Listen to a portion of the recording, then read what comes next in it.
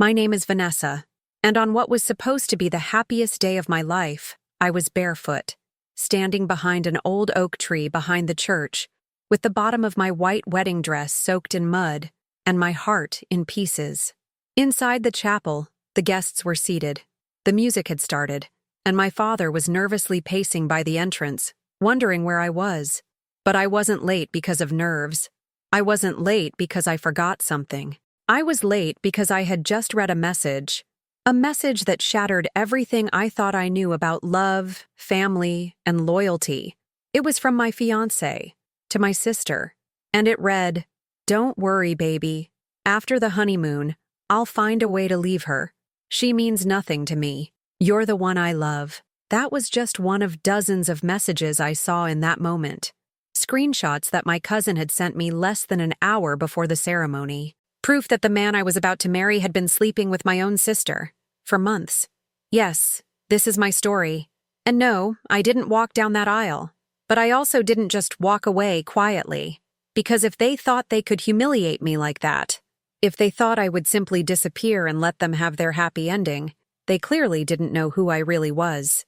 So before I tell you exactly what I did next, and how I turned the biggest betrayal of my life into the smartest revenge they never saw coming, let me take you back to the beginning, to how it all started, to the lies, the smiles, the whispers behind my back, to every moment I ignored the signs, and how I finally decided, enough was enough. If you were in my place, would you walk away, or would you expose everything in front of everyone? Comment below before we continue. And don't forget to subscribe, because this story is just getting started. When I first met Daniel, I felt like I was living inside one of those perfectly crafted rom-coms. You know, the kind where the guy is charming, the chemistry is instant, and everything just seems to fall into place like fate had finally decided to do me a favor. He was ideal, handsome, successful, and well-spoken. Daniel had this way of making you feel safe, seen, and special. We met at a charity fundraiser. I was there covering the event for the lifestyle section of the magazine I work for, and he was there representing his law firm. He offered me a drink. We got to talking, and by the end of the night, I had his number and butterflies that wouldn't quit. We started dating quickly after that. 2 months in, we were exclusive. 4 months later, I moved in with him. Everyone said we were moving fast, but I didn't care.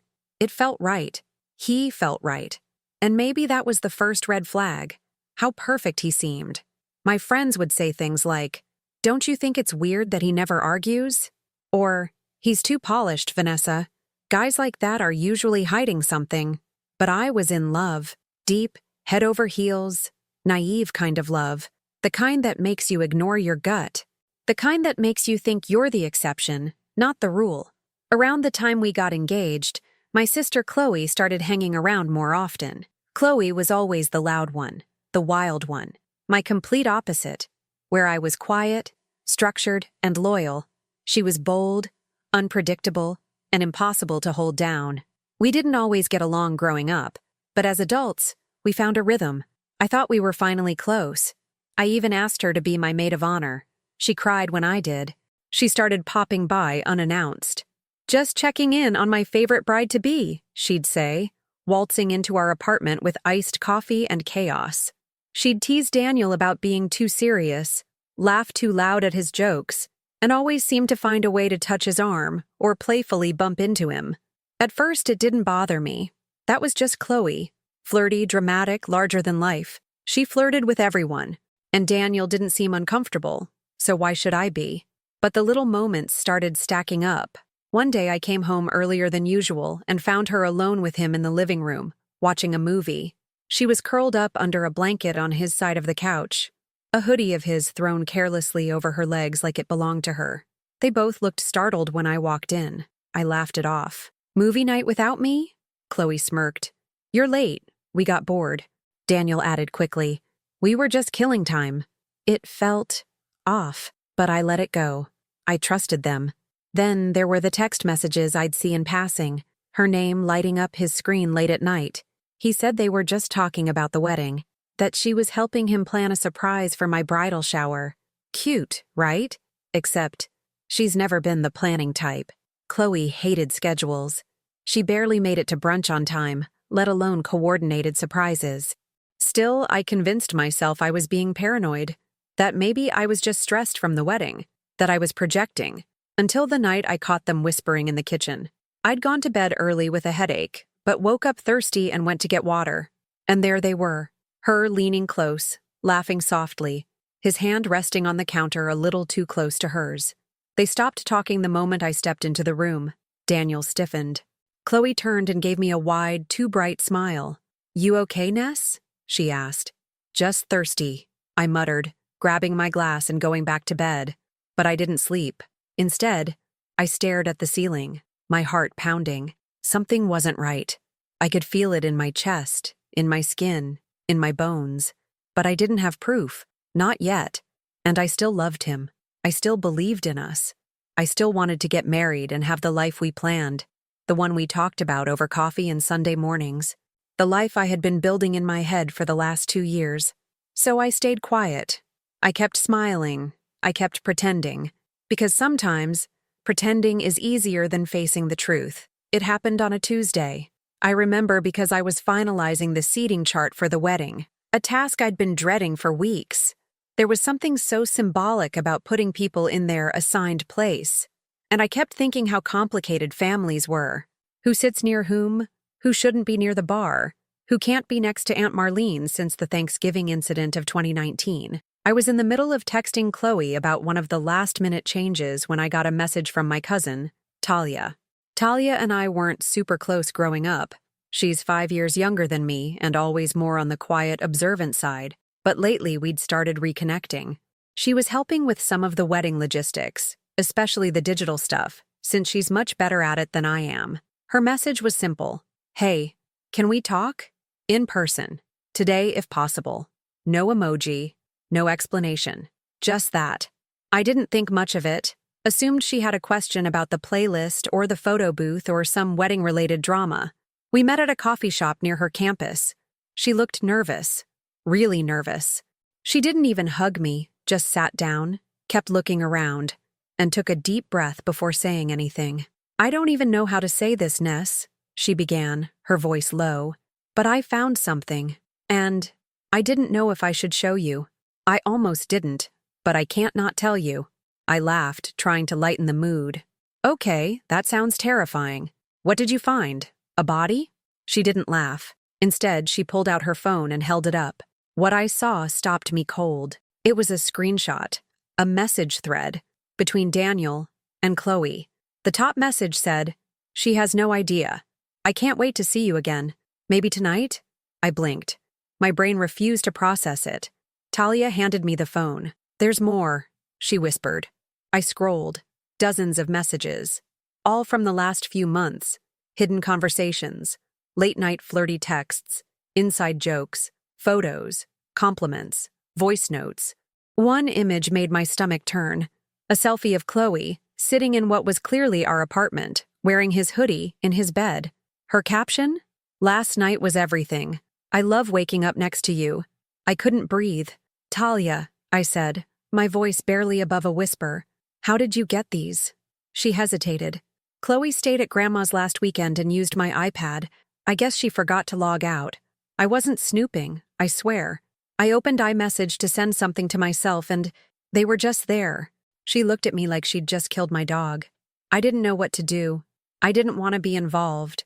But I couldn't let you marry him without knowing. I didn't even know what to say. I just sat there, staring at the phone, feeling like my lungs had collapsed. My throat burned.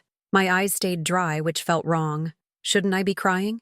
Instead, I felt cold, numb, like I was watching it all from above my own body. I thanked her. I don't remember how I left the coffee shop. I think I walked for hours. That night, I didn't go home. I checked into a hotel on the other side of the city, turned off my phone, and laid on the bed staring at the ceiling for what felt like forever. I thought about the wedding, just 10 days away. I thought about the dress hanging in the closet. I thought about the promises, the brunches with Chloe, the stupid romantic playlist Daniel made on Spotify. I thought about how he used to kiss my forehead when I was tired, how she cried when I asked her to be my maid of honor. What kind of monsters pretend like that? What kind of woman stabs her own sister in the back with the man she's about to marry? But the worst part, the very worst part, was that I still loved him. I hated him too. But somewhere beneath the rage and the disbelief, there was still that pathetic little voice saying, maybe there's an explanation. I silenced it. The next morning, I woke up with clarity. I wasn't going to run. I wasn't going to cancel the wedding just yet. I wasn't going to confront them in tears, screaming, asking why.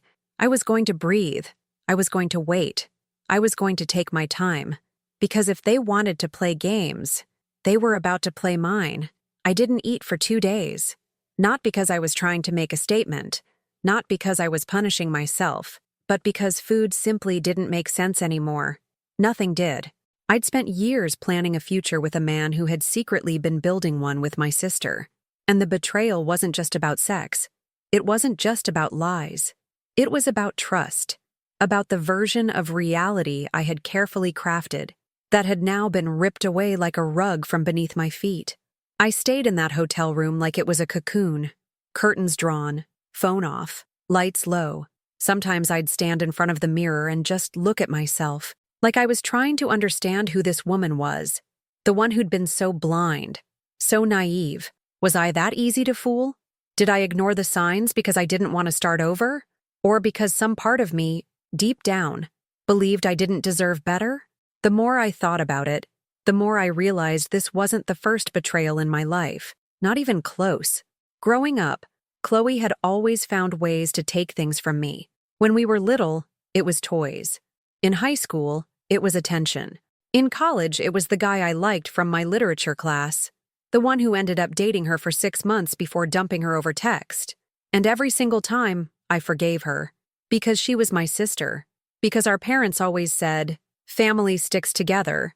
But I was done sticking. Done being the fool. Done being the one who loved harder than she was loved in return. I remember lying on the bed, thinking about the wedding, just days away. The flowers had been ordered. The catering was paid.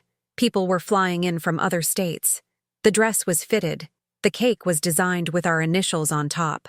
It was like watching a movie of someone else's life, a life that no longer belonged to me. And I hated them. I hated Daniel for pretending, for every time he touched me and probably thought of her, for smiling at me while lying to my face, for robbing me of something I believed was real. And I hated Chloe even more, because she knew. She knew what he meant to me. She stood beside me as I picked out my dress. She laughed as I cried during fittings. She told me she was proud of the love I had found, all while stabbing me in the back with that same smile. The pain wasn't just emotional, it was physical. It was in my chest, like something had collapsed. It was in my stomach, where nausea came in waves. It was in my head, where every memory now had a question mark. Was he lying back then too? Were they already seeing each other when we went to that weekend cabin trip? Did they laugh about me behind my back? Did she wear my clothes while sleeping in his bed? I cried. Not loud sobs, but the kind that sneak up on you. Silent, steady tears that you don't even feel until they're halfway down your cheeks. I didn't scream. I didn't break anything. The silence was louder than any outburst I could have made. But here's the thing about pain. Once it reaches a certain depth, it begins to change you. It reshapes the way you see everything. And somewhere in that darkness, somewhere between grief and exhaustion, something shifted inside me. Not all at once, but piece by piece. It started as a whisper. You don't have to let them win. Then a thought. You could walk away. Or you could make them regret ever thinking you'd stay silent. And finally, a voice. Mine. Clear and sharp as ice. They chose war. And I'm going to finish it. The old me would have confronted them, crying, asking why. The old me would have canceled everything, run away, hidden from the shame. But the woman staring back at me in the mirror now? She wasn't going to beg for answers. She was going to take control. I didn't want revenge in the movie sense of the word. No screaming matches, no public meltdowns. I wanted precision, elegance, impact. I wanted them to look around one day and realize they'd lost everything, and I'd barely lifted a finger. That kind of revenge takes planning, and I had time, just enough to pull the strings. I checked out of the hotel 3 days before the wedding. To anyone watching, I was calm, poised, collected, but something had changed behind my eyes. I went home like nothing had happened. Daniel greeted me with his usual soft smile, kissed my forehead, and asked, "Are you feeling better, baby?" Referring to the migraine lie I had texted him while I was hiding from the world. I looked at him, really looked. The man I once saw as my future now felt like a stranger in a mask. And that mask? It was starting to slip. "Yeah," I smiled. "Much better. Thanks for holding everything down while I rested." He wrapped his arms around me and I let him. I even leaned into it, just enough to keep the illusion going, because that's the first rule of a good plan. Never let your enemies know you've seen the knife. The next few days were a blur of final details and fake smiles. Chloe was everywhere, in group chats, popping in uninvited, sending me, "You ready to be a wife?" messages like she wasn't sleeping with my fiancé behind my back. It was surreal, like watching a play where everyone knew their lines. But I was the only one who had read the script backwards and realized it was a tragedy in disguise. And while they were playing make-believe, I was setting the stage for my finale. First, I gathered everything. I asked Talia to send me all the screenshots. Not just the flirty ones. I wanted the worst of it. The ones that showed how deeply the betrayal ran. The ones that hurt. Because pain, when you learn to hold it in your hands without flinching, becomes fuel. Then I met with the wedding videographer. I told him I wanted to do something different, a short video to play during the reception, as a surprise for my guests. He smiled, excited by the creativity. "What kind of surprise?" "You'll see," I said. "I'll bring the footage." And I did. The next day, I edited everything, messages, photos, timestamps, into a clean, chilling 2-minute montage. Black background, white text, soft classical music underneath. It ended with the words, "Betrayal never comes from your enemies." I saved it on a flash drive and handed it to the videographer with a bright smile. "I'll let you know when to play it." Meanwhile, I ordered a second dress. Not white. That ship had sailed. This one was bold red, sleek and sharp, like armor. It arrived the night before the wedding. I tried it on in front of the mirror, and for the first time in days, I felt powerful. But I wasn't done yet. The night before the wedding, I sent Chloe a sweet message. "Thank you for being the best sister and the most amazing maid of honor. I don't know what I'd do without you."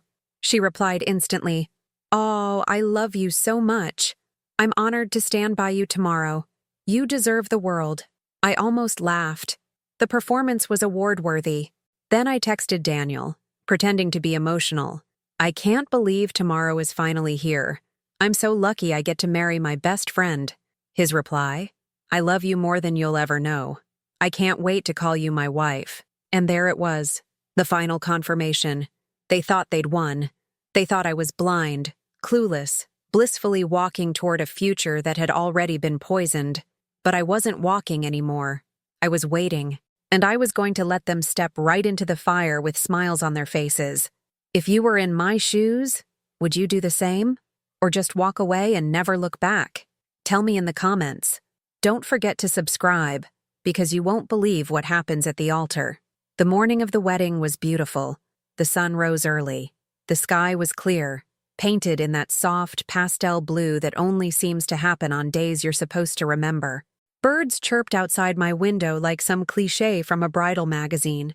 Even the air smelled clean, fresh, like new beginnings. How poetic. I sat in the bridal suite at the venue, letting the makeup artist work her magic on my face.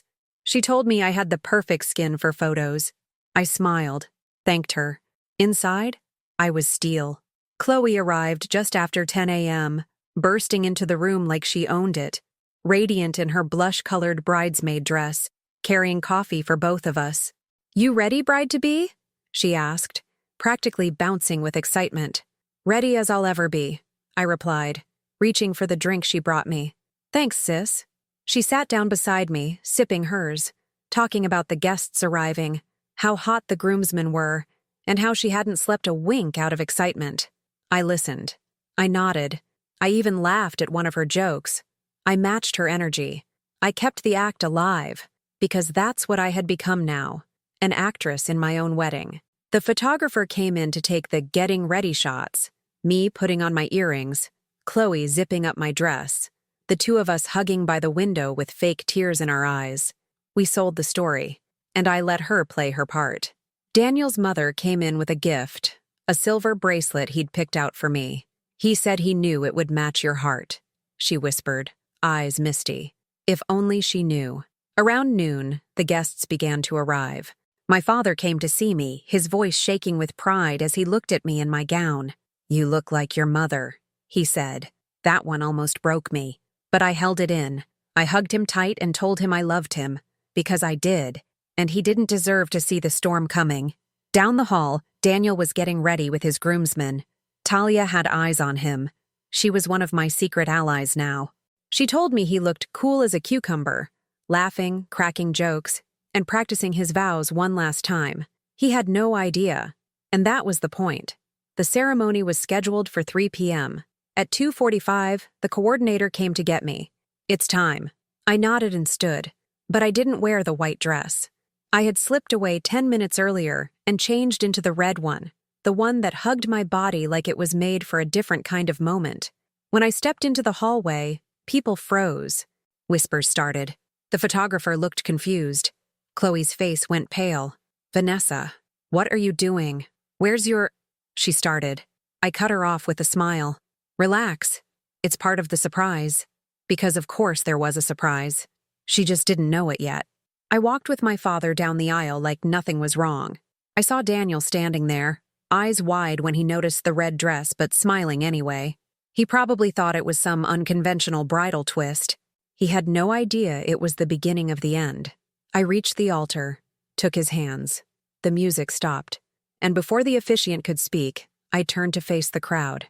"Before we start, I wanted to share something with all of you," I said, my voice steady. Gasps, confusion, a few chuckles. Daniel squeezed my hand, nervously. "Vanessa, what's going on?" I looked at him, dead in the eye, and smiled. "Just watch." I nodded to the DJ booth, where the videographer was already in place. Flash drive loaded, waiting for the cue. And just like that, the video began. A 2-minute montage. Black screen, white text, classical piano music. First message: "She has no idea. I can't wait to see you again. Daniel to Chloe." Then photos, more texts, timestamps. A slow crescendo of betrayal. People gasped. Whispers turned into murmurs. Someone in the back dropped a glass. I didn't turn around. I watched their faces. Chloe's mouth was wide open, frozen. Daniel stepped forward, whispering, "What the f—" But I raised a hand. "No," I said softly. "You had your turn. This is mine." The final slide appeared. "Betrayal never comes from your enemies." Fade to black. Silence. And then I walked away. Down the aisle, past the shocked guests, past the whispers, past the chaos beginning to erupt behind me. The wedding that was never mine was officially over. I wish I could tell you that walking out of that church was enough, that exposing the truth in front of all our friends and family gave me closure, that the fire in my chest cooled, that I slept better that night, that I felt proud. But life isn't a clean ending, and pain doesn't obey rules. Because as much as I had planned for everything, I forgot one detail. Some people don't know when to stop. Chloe didn't leave quietly. I thought she'd be humiliated. I thought she'd disappear for a while, avoid the family, maybe even go on some impulsive trip like she always did when things got messy. But no, that same night, she posted a story on Instagram, a selfie. Makeup flawless, hair done, a glass of champagne in hand. Caption: "Freedom looks good on me." Unbothered, akko, she didn't want them anyway. The comments were full of confused emojis and vague, "OMG, what happened?" Then Daniel posted his version. A pathetic black square with a single sentence. "There's always more to the story." Together, they started pushing the narrative that I was the unstable one, that I had cold feet, that I'd set them up, that maybe I had known all along and wanted to create drama. It was sickening, but it didn't end there, because 2 days later, Chloe showed up at my apartment. My apartment. The one Daniel and I shared. The one he hadn't technically moved out of yet, because I hadn't given him the chance. She had the audacity to knock, wearing a tight white dress and sunglasses, like she was showing up for brunch. I opened the door halfway, blocking the entrance with my body. "Are you serious?" I said. She smiled. "Can we talk?" I laughed. "Talk? About what? Your next betrayal?" She rolled her eyes. "Look, you got your little revenge moment, okay? You embarrassed us. Congratulations. But I wanted to tell you, I'm moving in with Daniel. He asked me." I felt a flicker in my chest. Anger, pain, maybe both, but I didn't flinch. "You two deserve each other," I said quietly. "Rot together." She shrugged. "We're not ashamed, Vanessa. Maybe if you had paid more attention, he wouldn't have looked elsewhere." That one stung. Not because I believed it, but because deep down, part of me still wanted to understand why. I slammed the door in her face, and that should have been the end. But what I didn't know, what no one knew, was that Daniel wasn't just a cheater. He was also a liar in business. And I was about to find out just how dirty he played. A week after the non-wedding, I got a call from a client, someone I had worked with through the magazine. "Hey, Vanessa, just a heads up. I heard from Daniel about your position. He said you were on an extended leave and that he was stepping in to manage your partnerships until you got back." My stomach dropped. "What? I never approved that. Daniel doesn't even work in publishing." "Yeah, that's why I called. It felt off. He pitched me on a new deal under your name." I thanked her, hung up, and immediately pulled up my business email. That's when I saw it. He'd used my login, my credentials, my signature. Emails had been sent to multiple clients, trying to move them to a new platform, one that just happened to be linked to a company under his name. He was trying to steal my clients. And Chloe? She had access too. I'd let her help with some influencer outreach for the wedding feature we were planning, and now I could see she'd forwarded key contacts to her personal email. It wasn't just betrayal anymore. It was theft. It was calculated. It was war. For a second, I stood there staring at the screen, breath caught in my throat. They weren't just content with breaking my heart. They wanted to take everything, but they underestimated me. Again. Because if they thought the red dress and the video were the climax, oh, they hadn't seen anything yet. I was done playing nice. Done being emotional. Now? Now it was personal. I didn't want to ruin their lives. Not at first. All I wanted was to disappear, to leave them in silence. Let them wonder where I went. Let them rot in the mess they made. But when I discovered they tried to steal from me, not just my heart, not just my dignity, but my work, I knew I had to act. Because this was no longer about a broken engagement. This was war, and I wasn't about to lose. The first thing I did was contact my legal team at the magazine. I gathered every email, every forwarded file, every login session where Daniel accessed my accounts without permission.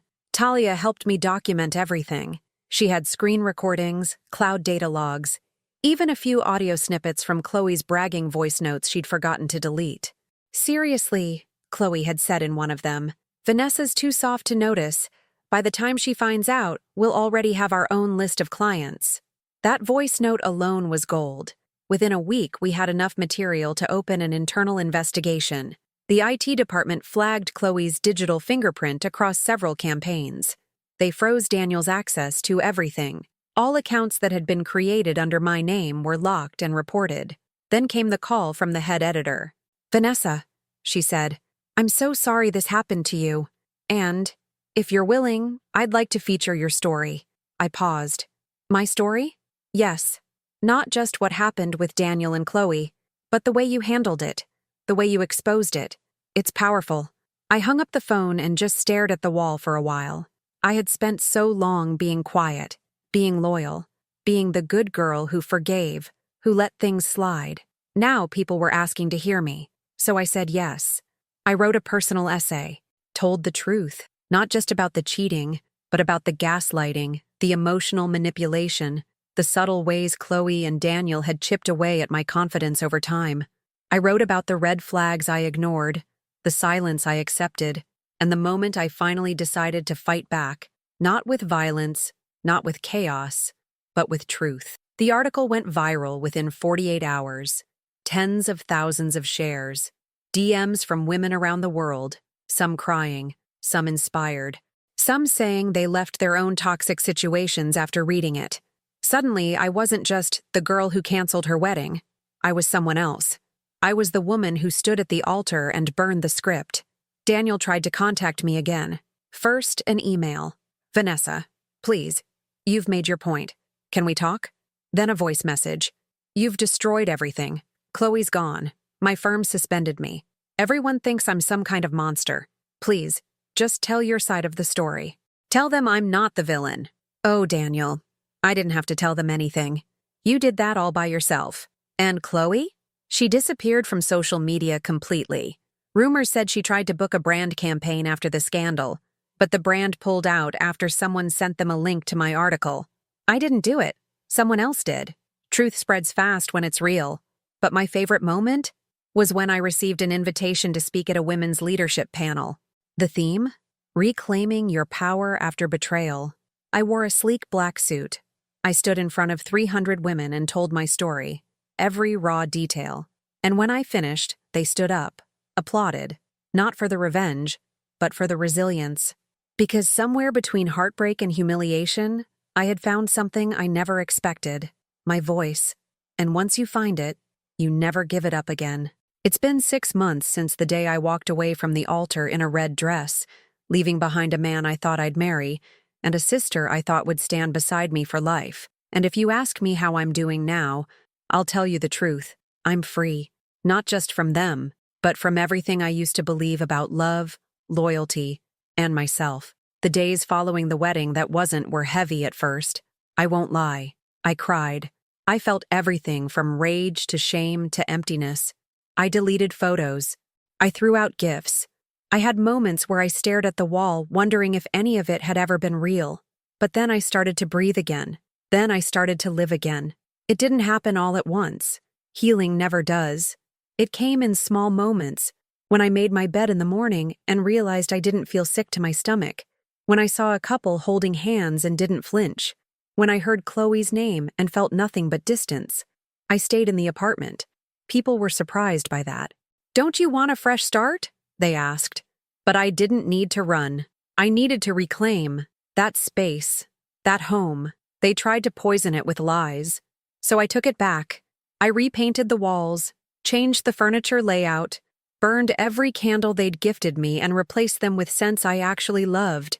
Lavender and cedarwood. Not vanilla. Never vanilla again. I started writing again too. Not just for work, but for myself. I filled journals with thoughts I had buried during those years. I wrote letters I never sent. I made lists of things I had forgotten I liked: blueberries, rain at night, jazz. And slowly, I began to feel like myself again, only stronger. Daniel tried reaching out one last time, a cold email titled "Closure." He said he was sorry, that he was in a bad place back then, that he never meant for things to happen that way. He didn't mention Chloe, not once. I didn't respond. Because here's what I've learned. Some people apologize to relieve themselves, not to heal you. I didn't need his words. I had already chosen peace. And Chloe? She never reached out. Not after the voicemail she left the week after the wedding, the one where she cried and told me nothing was ever supposed to happen, and that she couldn't help it. Yes, you could, Chloe. You just didn't want to. She left the city soon after, tried to launch a wellness blog, but it flopped. People don't trust healers who build their brand on broken bonds. I don't follow her. I don't ask about her. I don't wish her harm. I just don't wish anything anymore. Some wounds aren't meant to be reopened. Meanwhile, my life has shifted in every way I never expected. I was promoted at work, not because of the drama, but because I earned it. I launched a column that focuses on emotional growth and healing after betrayal. It's the most read series on our site. And now, women send me their stories. Some of them are heartbreaking. Others are empowering. But all of them have one thing in common. They chose themselves, just like I did. I've started dating again. Carefully, slowly, without the rose-colored glasses. I'm no longer impressed by charm or grand gestures. I look for consistency, kindness, depth. And when I feel a red flag, I don't explain it away. I walk. Because I've learned that losing someone isn't always a loss. Sometimes it's the beginning of your return to yourself. There are still days where I remember things, a song, a restaurant, a stupid inside joke, and feel that ache in my chest. That's okay. That's part of grief, but it doesn't own me. Not anymore. Now, when I look in the mirror, I see a woman who has walked through fire and didn't let it burn her down. A woman who stood at the altar of her life, saw the truth, and chose herself instead. And I wouldn't change that for anything. It happened on a Sunday. 6 months after the wedding that never was, on an ordinary, sun-drenched morning, I was browsing the local farmer's market. I was wearing linen pants, sandals, no makeup. I had a woven bag on my shoulder filled with fresh herbs and blueberries. I felt light, unbothered, alive. I was standing at the flower stall, debating between sunflowers and wild eucalyptus, when I heard a voice I hadn't heard in months. Vanessa? I turned slowly, and there he was. Daniel. His hair was a little longer, his shirt wrinkled, his expression tight with hesitation. He looked smaller somehow, not physically, but spiritually, like someone who had been holding his breath for too long. I said nothing. I just looked at him. "I wasn't sure it was you," he said. "You look different." I smiled faintly. "I feel different." He nodded, stuffing his hands into his pockets like a boy caught stealing something from the kitchen. "Can we talk?" he asked. "Just for a minute?" I considered walking away. Honestly, I had no desire to hear excuses, but something in me, maybe curiosity, maybe closure, gave a small nod. We stepped to the side, near a row of olive trees. The sound of market chatter filled the background. I kept my eyes on him, not out of softness, but out of clarity. He took a deep breath. "I just wanted to say, I'm sorry, for everything, for the lies, the betrayal, for how I made you feel." I stayed silent. "I thought I could control it," he went on. "What happened between me and Chloe, but it got out of hand. And then the wedding. That video. God, Vanessa, you didn't just walk away. You erased me." I finally spoke. "I didn't erase you. You erased yourself. I just turned on the lights." He flinched but didn't argue. "Chloe and we're not together. We barely lasted a month after everything came out. It was never love. It was just chaos." I tilted my head. "You threw away stability for chaos. That was your choice." He sighed, looked down. "I know." I waited. I thought he'd beg for another chance. Ask if we could talk more, suggest dinner or coffee. But he didn't. He just looked up and said, "You seem happy. Really happy." I nodded. "I am." He hesitated, then added, "Do you hate me?" I considered that for a moment. "No," I said. "I don't hate you, but I don't care about you anymore. And honestly, that feels better." Something in his face broke at that. Not dramatically, just a slight sag of the shoulders, a blink that lingered too long. "Take care of yourself, Daniel," I said gently. Then I turned around, walked back to the flower stall, and picked the sunflowers. I didn't look back, not because I wanted him to wonder, but because I simply didn't need to. That night, I walked home with those sunflowers in a glass jar, thinking about how far I'd come. 6 months ago, I was hiding behind a tree in a wedding dress, reading betrayal off a phone screen like a script I hadn't agreed to. Now, I was living a story I had written myself, with no one else holding the pen. I lit a candle, made tea, sat by my window and watched the city breathe. No noise, no panic, no waiting for the other shoe to drop. I was no longer surviving. I was living. And here's the truth they never tell you. Closure isn't always a big dramatic moment. Sometimes it's as simple as not reacting, not chasing, not needing revenge or tears or explanations. Sometimes closure is just peace. Sometimes it's just you, buying flowers on a Sunday morning, in sunlight, smiling at nothing, and knowing, truly knowing that you're okay now. More than okay, you're free. So, that's my story. It started with a wedding dress soaked in mud, and ended with sunflowers, silence, and a version of myself I never thought I'd meet. One that's stronger, wiser, and finally whole. I don't share this for pity. I'm not looking for sympathy, or for people to tell me how brave I am.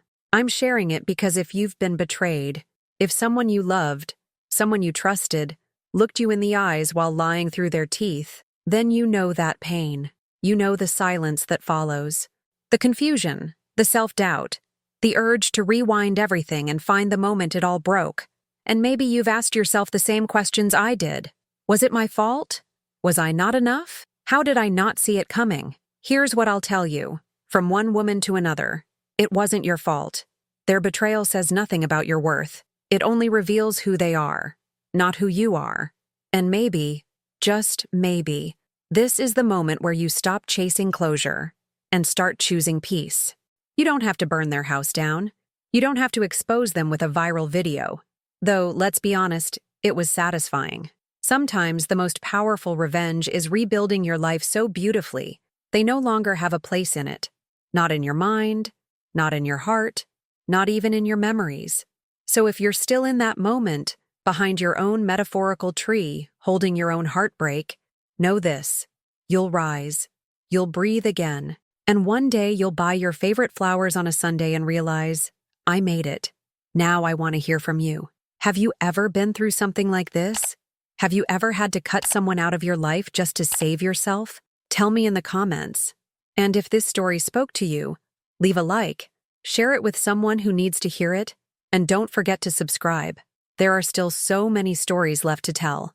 Because sometimes, revenge doesn't come with fire. Sometimes it comes with peace. See you in the next one.